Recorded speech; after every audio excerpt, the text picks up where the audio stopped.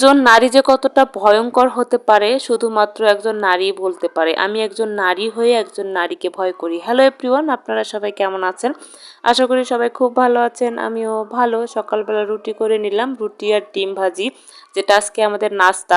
একটু চা করেছিলাম, চাটা আসলে স্কিপ হয়ে গেছে, ভিডিওতে করতে পারিনি, কোনো কারণে ডিলিট হয়ে গেছে। তাই যাই হোক, সকালবেলা ডিমটা ভেজে নিলাম, তারপরে এই যে হচ্ছে রুটি, যেগুলো আমাদের সকালবেলার নাস্তা। বাড়ি থেকে আসার পর কোনো কাজই করতে ইচ্ছা করে না, আর বাড়িতে গেলে না আমার বাসায় এত পরিমাণের কাজ জমা হয়ে যায়, সেগুলো গোছাতে গোছাতে পরিষ্কার করতে করতে আমার অনেকটাই ক্লান্তি চলে আসে, কোনো কাজই করতে ইচ্ছা করে না। যাই হোক, আজকে ঘুম থেকে উঠতে অনেকটাই দেরি হয়ে গেছিলো, প্রায় 9:30 বাজে। এখন আমার বোনকে আমি নাস্তা দিতে পারিনি, কারণ ও যেহেতু অসুস্থ, সকালবেলায় খাবারটা খায়, তাই একটু তাড়াহুড়োই করছিলাম। ওকে নাস্তা দেওয়ার পর দুপুরের রান্নায় চলে আসলাম, কারণ ও 2টার মধ্যেই ভাত খেয়ে যায়, আর শ্রদ্ধার বাবাও হচ্ছে 1টার মধ্যে ভাত খায়। তাই আমাকে তাড়াতাড়ি রান্নাটা শেষ করতে হয়। এই মাছটা হচ্ছে আমাদের বাড়ি থেকে নিয়ে আসছিলাম। পহেলা বৈশাখে আমাদের বাসায় মেলা হয়, ওই মেলাতে আমার বাবা কিনেছিল 4.5 কেজি ওজনের একটা মাছ। আমরা 2 বোন খেয়েছিলাম, কিন্তু আমার মেজো বোন খেতে পারেনি। ও যেহেতু অসুস্থ, আসতে পারে নাই, তাই ওর জন্য বাসায় নিয়ে আসা হয়েছিল। যেগুলো এতদিন খাওয়া হয়নি, আজকে বের করে নিলাম আর ওর জন্য রান্না করব। যাই হোক, এই কয়েকটাই মাছ নিয়ে এসেছিলাম, কারণ আসলে খেতে খেতে না আর থাকে না। আর মেলা বাড়িতে না অনেক মানুষ হয়, সবাই মিলে খেতে খেতে এই কয়েকটাই মাছ এক্সেস ছিল। যাই হোক, ওইটা দিয়ে আমি আলু পটলের একটা পাতলা ঝোল করে নেব। আর এই গরমে না রান্না করতে একদমই ইচ্ছা করে না, আসলে রংপুরে প্রচুর গরম। আর কয়েকদিন থেকে কিন্তু গরম একদমই কম। এটা যেহেতু আমার কয়েকদিন আগের ভিডিও, তাই আজকে হচ্ছে যেহেতু বৃষ্টি, আর বলতে পারলাম না যে আজকে প্রচুর গরম। কয়েকদিন আগে প্রচুর গরম ছিল।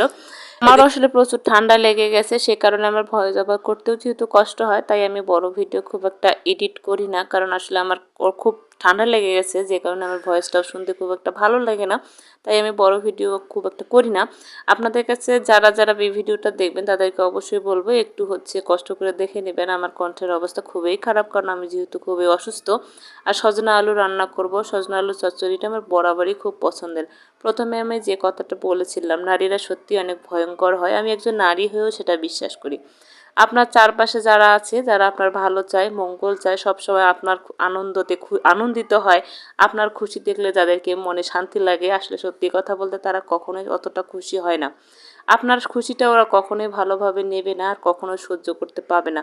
তারা মনে মনে হয়তো বা আপনার খুশিটাতে বলবে যে যে আপনার সামনে বলবে, না ঠিক আছে, আপনার সঙ্গে এটাই হওয়া উচিত ছিল, যা হয়েছে আপনার জন্য ভালো হয়েছে। সত্যি কথা বলতে মনে মনে এত পরিমাণের আপনার আগুনে জ্বলে যাচ্ছে বা কষ্ট পাচ্ছে, সেটা আপনি কখনো কল্পনাও করতে পারবেন না। মেয়েরা কখনো মেয়েদের ভালো সহ্য করতে পারে না, এটা আমরা সবাই জানি।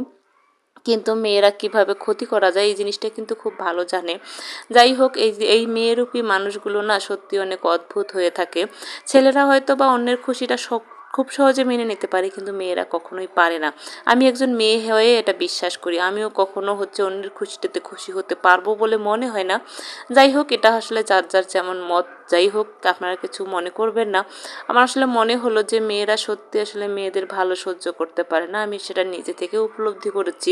আপনার সঙ্গে হাসি মুখে সব কিছু মেনে নেবে, আপনার সঙ্গে দেখাবে যে আপনার খুশিতে সে খুব খুশি হয়েছে, কিন্তু আসলে সত্যি কথা বলতে সে কখনোই খুশি হয়নি। কিন্তু আপনার খুশিতে সে বরঞ্চ প্রচুর আগুনে জ্বলে যাচ্ছে। যাই হোক,